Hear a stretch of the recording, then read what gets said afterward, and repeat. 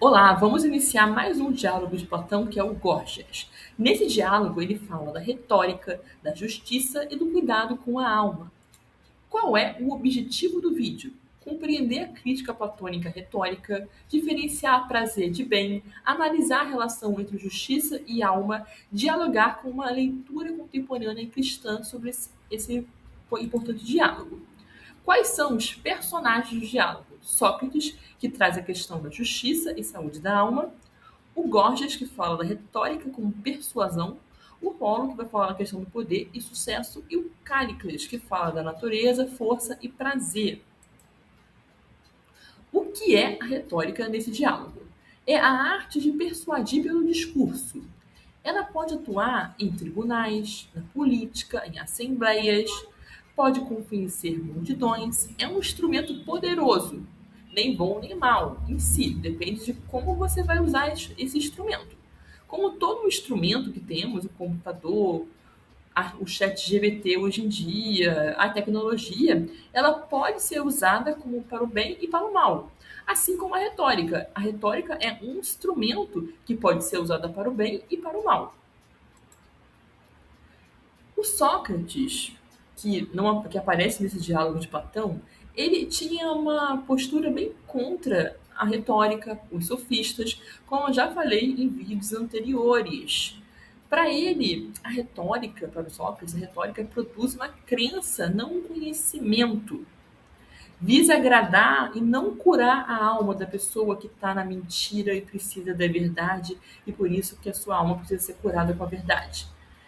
É uma comparação, né? Então, ó, retórica é justiça, culinária é medicina. Então, ele faz várias analogias durante o diálogo, que a retórica funciona ali como seria a justiça e a culinária medicina, né? Porque ele fala que para o corpo tem a culinária e a medicina, e para a alma tem a retórica e a justiça, entendeu? Então, ele faz essa analogia ali.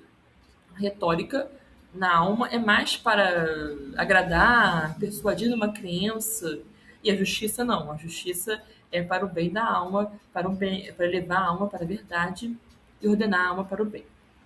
E a culinária te alimenta, né? E às vezes a culinária, sabe quando você vai num restaurante que tem uma comida diferente, você vai comer assim para ter um prazer ali, para te agradar o seu paladar. E a medicina não, você vai curar para deixar o seu corpo nutrido. Entendeu? Deu uma volta, mas acho que consegui explicar. Que retórica e justiça estão para a alma, culinária e medicina estão para o seu corpo. E ambas são um pouco diferentes, né? Espero que tenha compreendido. Pode parecer boa sem realmente ser.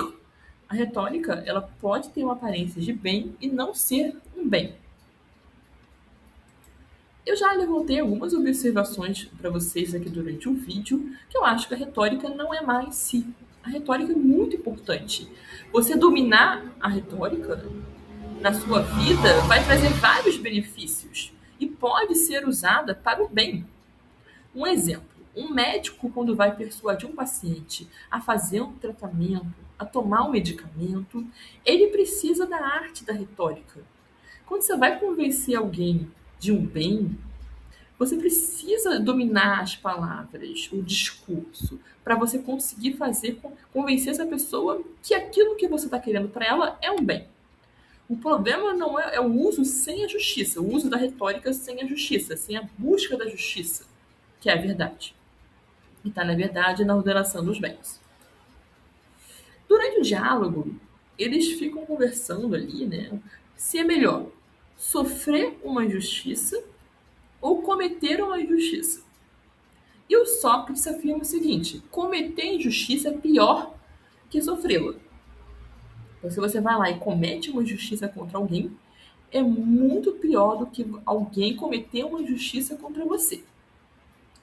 Agora, não ser punido por uma injustiça que você cometeu é ainda pior do que cometer a injustiça.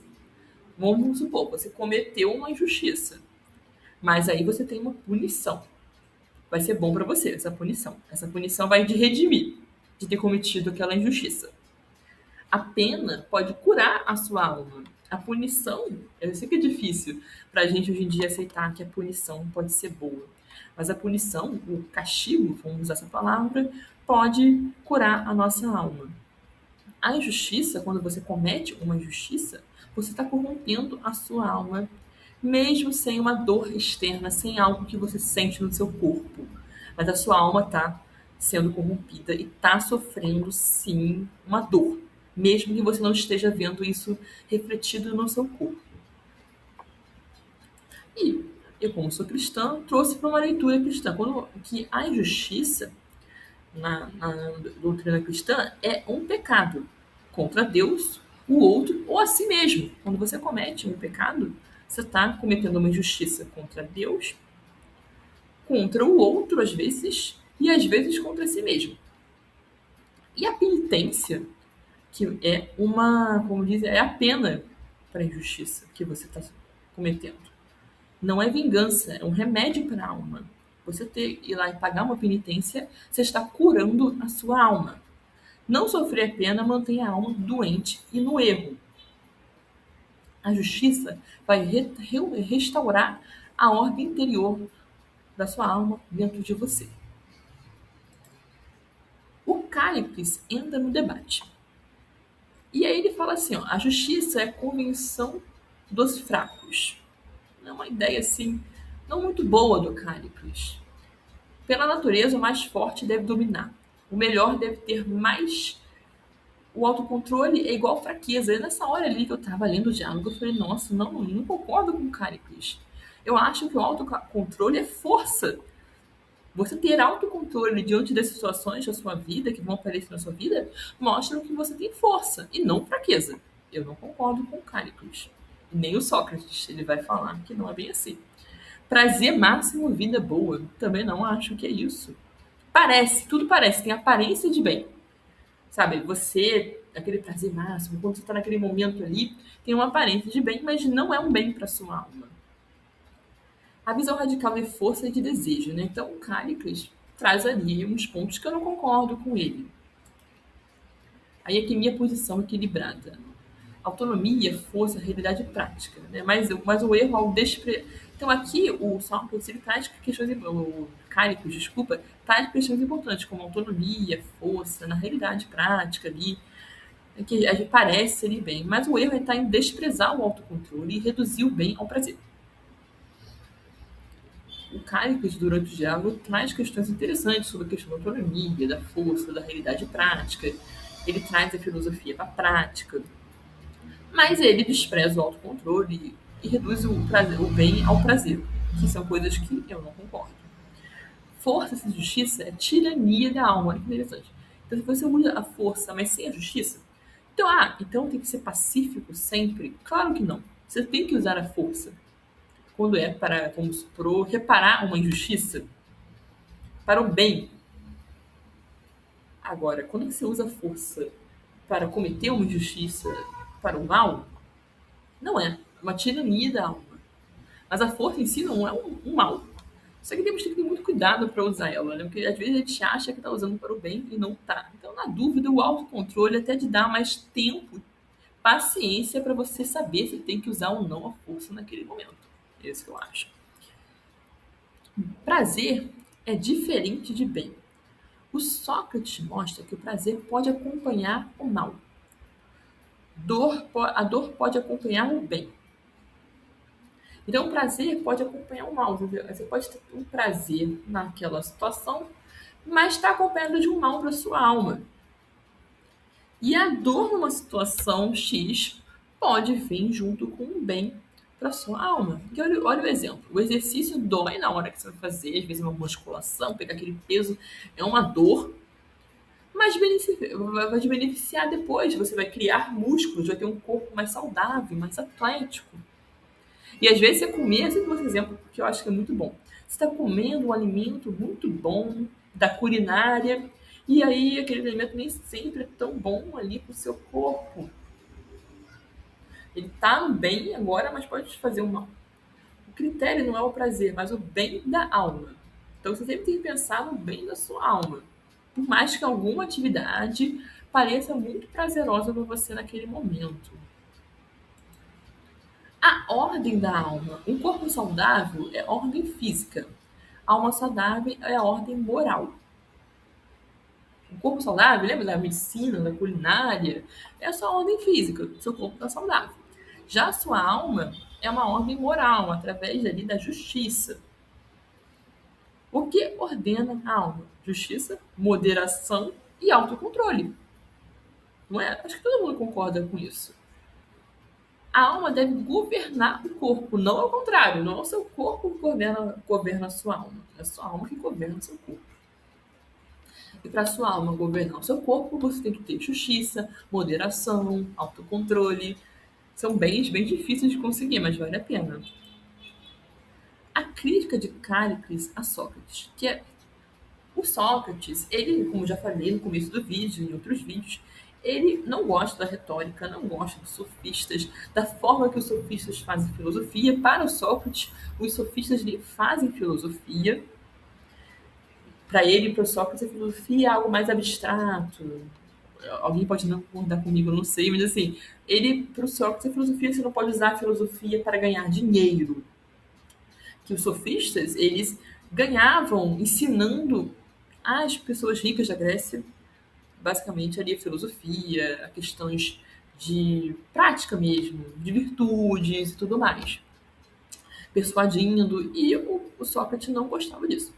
Mas aí chega uma hora ali que e o Sócrates achava que só quem fazia filosofia, sim, nessa abstração era importante. Um pouco, ele tinha um pouco disso. E o Cálicles fala assim: olha, essa filosofia que você está falando, Sócrates, excessiva, infantiliza a pessoa, né? Porque as coisas práticas da vida são muito importantes. São bens também. Você ser uma pessoa boa na sua vida prática, conduzir sua vida prática com virtudes, é um bem.